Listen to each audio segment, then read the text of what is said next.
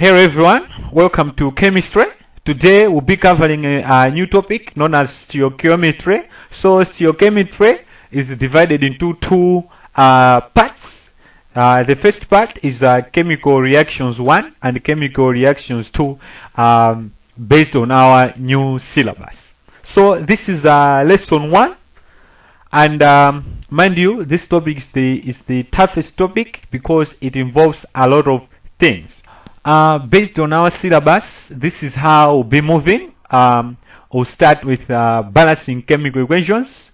After that, we'll be going to relative formula mass up to percent yield. So, as I've already said, this is the most confusing topic in chemistry. So, I hope we'll be moving together.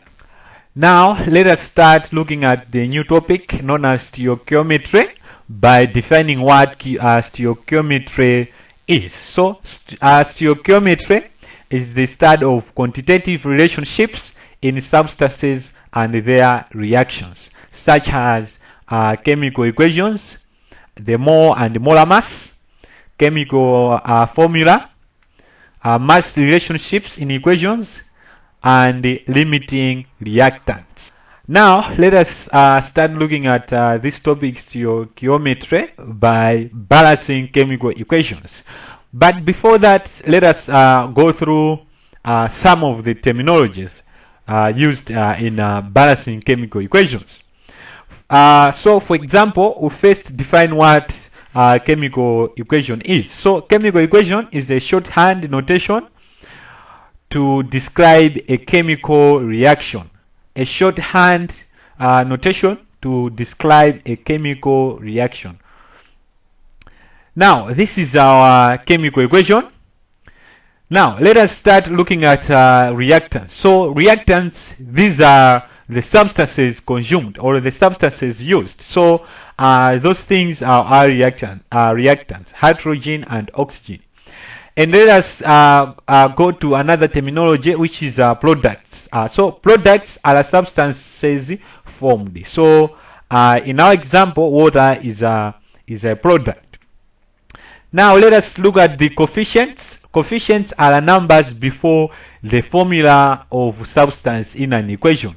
Numbers before the formula. So for example, hydrogen there, the number which comes before that hydrogen is known as coefficient. So those are our coefficients. So numbers which come before the formula.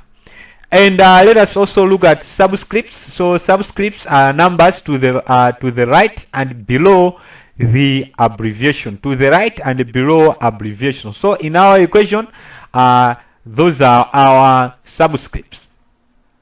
So we are talking of balancing chemical equation. So to know if our equation has been balanced, the equation has to have same number of atoms of each element on both sides. Both sides, like reactants side and product side. So if the formula, if the chemical equation is balanced, you need to have same number of atoms on each side. Now, let us move to writing balanced equations. So, writing balanced equations involve two things. The first thing, you need to write correct formula for each substance. So, it starts by writing a correct formula for each substance. For example, here is our hydrogen. Hydrogen is H2, reacting with chlorine, which is Cl2, and giving us hydrogen chloride or hydrochloric acid. So first thing, you need to write correct formula. The another thing, you need to add coefficients so that the number of atoms of each element are the same on both sides of the equation. Because for you to write balanced equation, you need to have same number of atoms in both sides, side of reactants and the side of products. So here, this is our balanced equation. So as you can see, we have two hydrogen atoms on our left side, which is our reactants, and we also have two hydrogen atoms in our product side. So two chlorine atoms in our reactant side and two chlorine atoms again in our product. Now let us go to how to balance these chemical equations. So for easier balancing of chemical equations, these chemical equations are grouped into three. The first one is simple equations, and the second one polyatomic equations, and the third one are CHO containing molecules. So below are the steps of balancing chemical equations. So the first step, you need to count number of atoms or polyatomic ions on each side of the equation, on the side of reactants and on the side of products. Then after counting, you need to identify the most complex substance in your equation. You need to pick out the most complex chemical formula or substance. The third one, after identifying the most complex substance, you need to begin with that. So the most complex substance guide you to how to balance chemical equations. So in short, that's step number 3. After identifying the complex substance, you need to begin with the complex substance. So the complex substance help you to guide you to balance other elements in product side or in the reactant side. So the step number 3, the complex substance which you have just identified guide you throughout. Now step number 4, you need to balance polyatomic ions if present on the both sides of the chemical equations as a unit. So we are going to explain that when studying doing the actual balancing of the chemical equation. Now steps are still continuing on how to balance these chemical equations. So now we are on step number 5. So after balancing the polyatomic ions or molecules, now you need to balance the remaining atoms. So after balancing the remaining atoms, you need to move to the last step, which is acting as your checkpoint. So you need to count numbers of atoms of each kind on both sides, just to make sure if you have balanced your chemical equations or chemical equation well. So step number 6 is just your checkpoint to be sure if you have balanced well. Now let us do the actual balancing by studying balancing the simple equations. So the first step is saying count all atoms on both sides. So here we have in reactant side we have 8 atoms of sulfur and 2 atoms of oxygen. Then on the product side we have 1 atom of sulfur and 2 atoms of oxygen. Then after that we need to identify the complex atom. So here the complex atom is sulfur with S8. So sulfur with S8 will be the one guiding us. So to balance the sulfur on the other side of products, we need to multiply by 8. So by putting 8 on the sulfur dioxide, so it means we have now changed the total amount of oxygen there on the products. So let us count now the total number of oxygen on the product side. So we already have 2. So 2 multiplied by 8, which has just come in, is making 16. So it means in the product side we have 16 oxygen atoms. So on the reactant side we have 2 oxygen atoms. So to make the atoms on the reactant side, we need to multiply 8 because we already have 2 atoms. So 8 multiplied by 2, we are going to make 16. Now we have put 8 on the oxygen as coefficient on the reactant side. Now our equation is balanced. Now let us start looking at a little bit complex chemical equations known as polyatomic ionic equations. So here is our equation. first step, we need to count atoms or polyionic atoms, but here is a different thing. These are polyatomic ions. They are counted as units, or they are counted in groups. So there's no need to say we have one sulfur and 4 oxygen atoms. So on our reactant side, we have one sulfate as polyatomic ion, and we also have sodium, one sodium atom, and we also have one nitrate.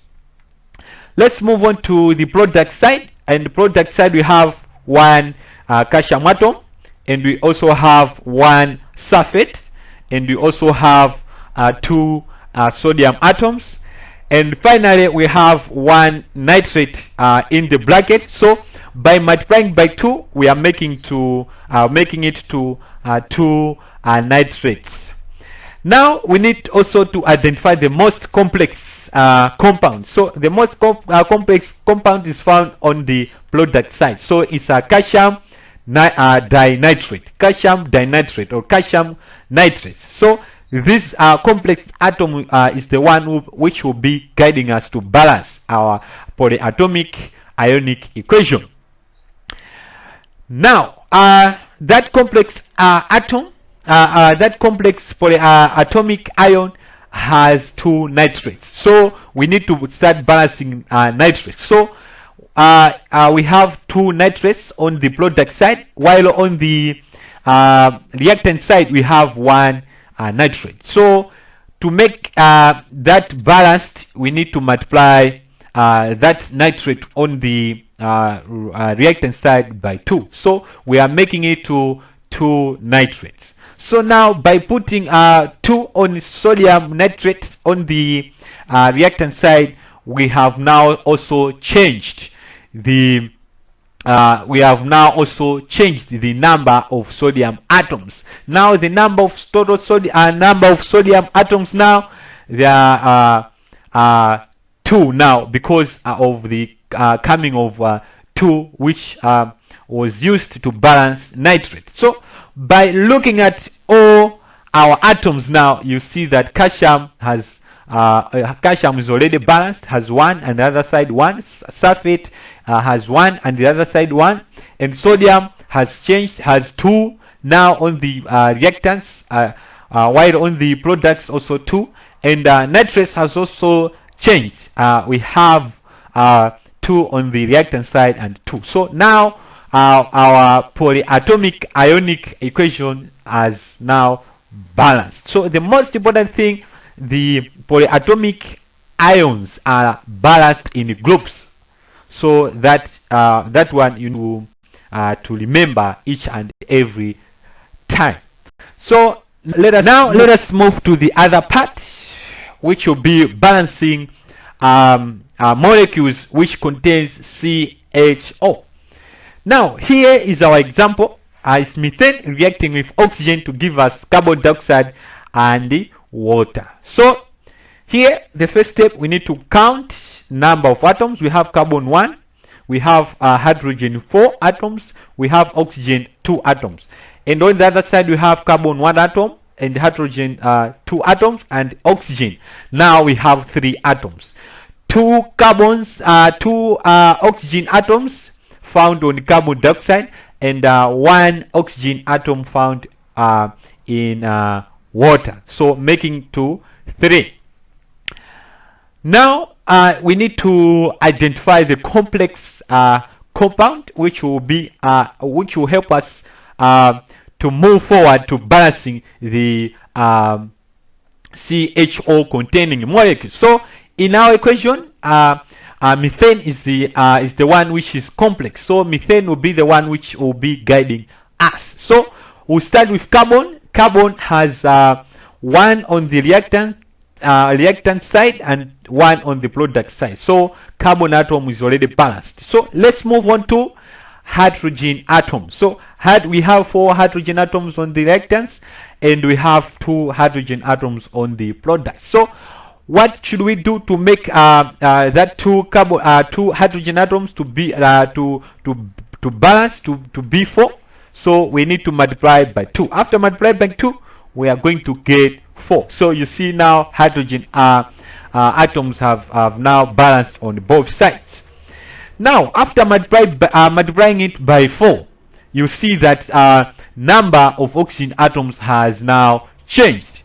On the product side, we now have 4 oxygen atoms. So 2 on carbon dioxide and 2 on water, because of coming in of 2 there. Then let us see if oxygen atoms have been balanced. So you see that oxygen atoms are not yet balanced. On the reactant side we have 2, and on the product side we have 4. So what should we do to make the oxygen atoms on the reactant side to balance? So the answer is that we need to multiply that one by 2, making it to 4. So now you can see that all the atoms have now balanced. We have 1 carbon atom there has also balanced with 1 carbon. Hydrogen 4 on reactants, and you also get 4 hydrogen atoms on the products. And 4 oxygen atoms now on the reactant side. We also have 4 atoms of oxygen on the product side. So now this is our equation. You can see that it's now balanced. So here is your assignment. You need to balance all those chemical equations. So you see some are complex, some contains CHO, and you also see some they have polyatomic atoms. So after writing that assignment, you need to submit it to MOLEP e-learning portal, which is found at www.malawiOnlineLearningPlatforms.com. So next lesson we are going to look at relative formula mass. As I've already said, we are moving per syllabus. We are doing this based on our new syllabus. So next lesson we'll be talking of relative formula mass, and it's also called RFM. So please don't miss the next class. Thank you.